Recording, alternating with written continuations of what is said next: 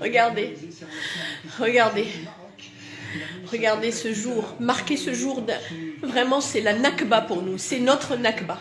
Voilà, la normalisation entre le Maroc et l'entité sioniste.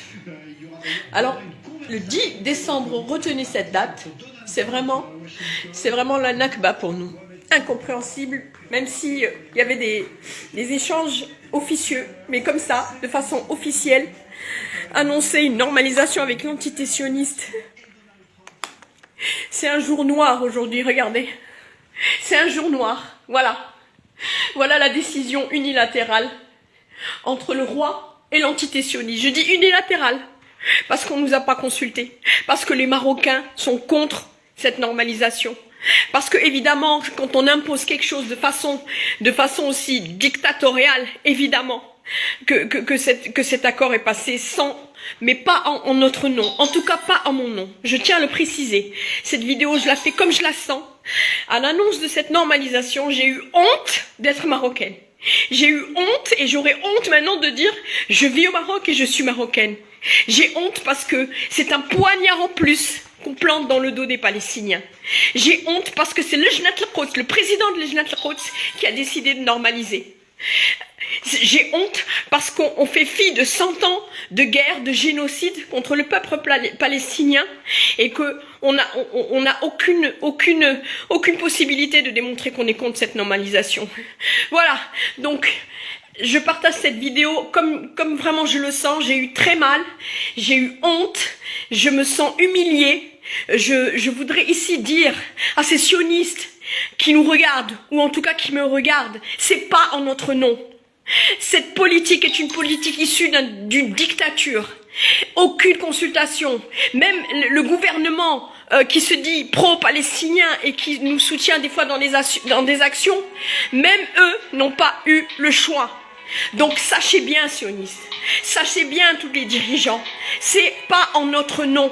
D'accord, vous allez nous l'imposer comme vous imposez toujours tout, mais c'est pas en mon nom en tout cas. En tout cas, c'est pas en mon nom. Toute ma vie, j'ai lutté contre cette normalisation.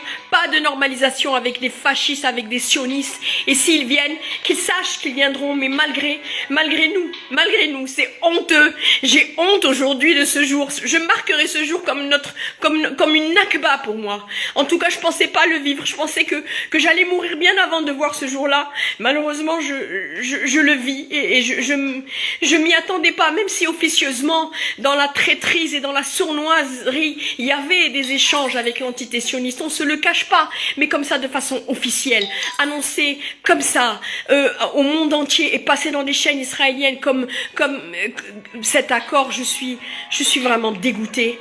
Donc, je partageais cette vidéo et dites-le haut et fort. Moi, Sadia El-Walous, je refuse cet accord. Moi, Sadia El-Walous, je vais à l'encontre de la décision du roi Mohamed VI, dont je me détache complètement.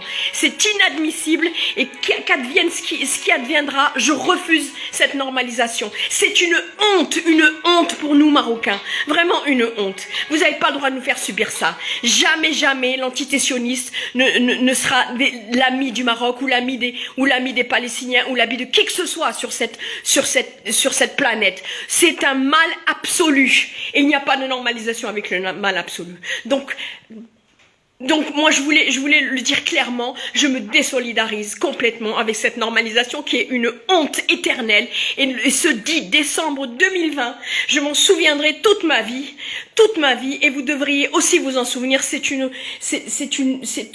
lamentable, c'est une catastrophe.